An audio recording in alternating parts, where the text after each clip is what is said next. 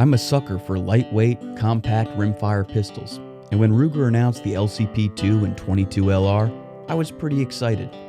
Not because I had a huge need for one, but I think a gun in this form factor has some utility, and I wanted to put it to the test as a Rule 1 gun, the gun you have when you don't have a gun. Say you're lounging around in sweatpants or a bathing suit, and a belt gun is just too heavy and too impractical, and also as a 21st century kit gun for roaming in the outdoors. A 22 long rifle certainly is not even close to being the ideal defensive caliber, but the compromise of having a small, light package that is much easier to accurately place shots on target than a 380 or a snubby 38 can sometimes make sense in certain situations. Let's take a look. The LCP2 and 22 is a hammer-fired single-action pistol with a steel slide, a glass-filled nylon grip frame, and a stainless steel barrel. Its overall length is 5.2 inches.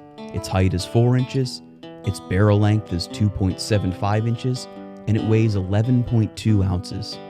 It measures 0.81 inches at the slide and is fed from a single-stack magazine that holds 10 rounds. The sights are integral to the slide, and there is a manual safety oriented in a push-forward to fire configuration. The LCP features Ruger's Light Rack system, utilizing a lighter recoil spring designed to make slide manipulations much easier for folks with hand strength issues. As mentioned before, it is a hammer-fired gun, though the hammer is recessed in the slide.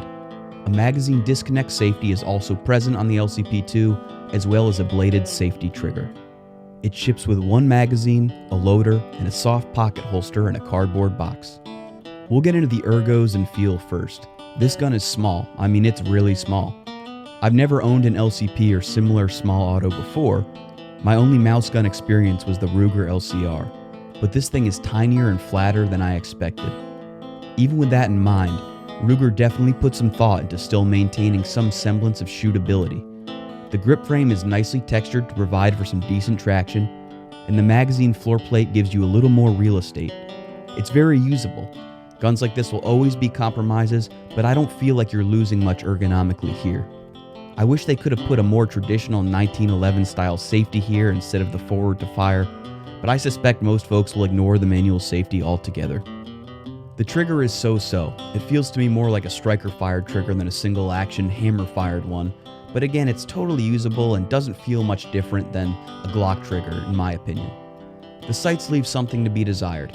They're low profile and difficult to see, and while I know the folks at Ruger were prioritizing this gun as more of a carry piece and wanted to leave as little opportunity for snagging on the draw as possible, I think it would have been a wise move to put some more visible sights on there, similar to what they're doing with the new LCP Max.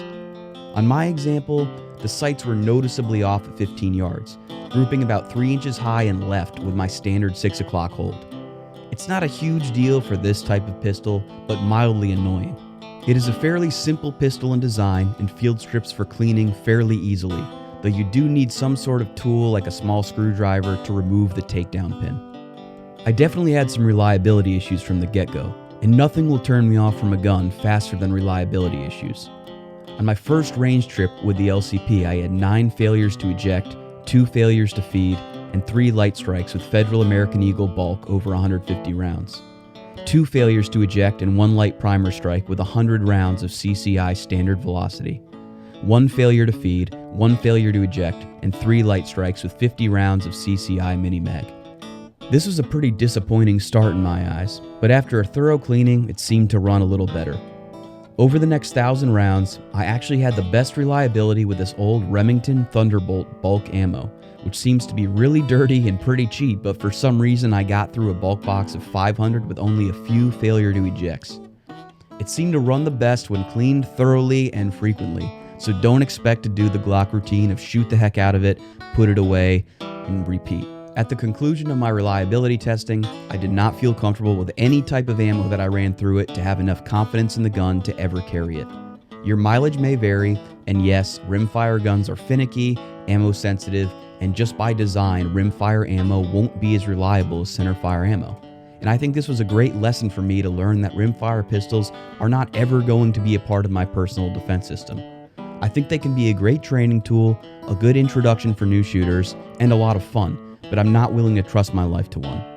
I did a little poking around the internet after my testing, and I found some folks who had much better luck than me with this LCP, and also found people insisting that with an aftermarket recoil spring, the reliability is much improved. So always remember, any idiot on YouTube like myself is just an example of one. For me personally, I had already lost interest in this gun for serious use and didn't feel like putting any more time or money into it. So overall, it's a neat little gun.